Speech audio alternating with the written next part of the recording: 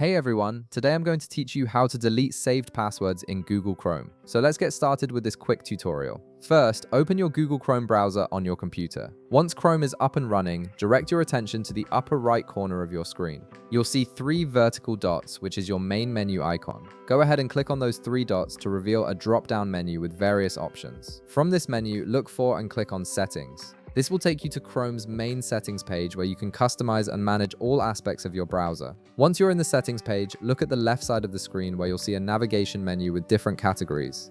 In this menu, find and click on Autofill and Passwords. This section is where Chrome stores all your saved login credentials, payment methods, and addresses that help you fill out forms quickly across different websites. It's an important area for managing your personal information and security. Next, within the Autofill and Password section, you'll see an option called Google Password Manager. Click on it to proceed. This will open up a dedicated interface where all your saved passwords are stored and organized. Here, you can view, edit, or remove any passwords that Chrome has remembered for various websites and services you've logged into over time. Now, scroll through the list of saved passwords until you find the specific one you want to delete. The passwords are typically organized alphabetically by website name, making it easier to locate what you're looking for. Once you've found the password entry you want to remove, click on it. This will open up a detailed view of that particular password entry, showing you the website, username, and an option to reveal the actual password if needed. Finally, you'll see a delete button within this detailed view. Click on delete to remove this saved password from Google Chrome. Chrome will immediately remove this entry from its password manager, meaning the browser will no longer automatically fill in login credentials for this particular account.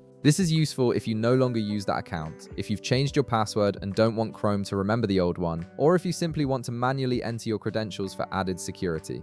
And that's it! You've successfully removed the saved password from Google Chrome, giving you more control over your stored credentials and browser security. If this video helped you out, be sure to leave a like, subscribe, and I'll see you in the next one.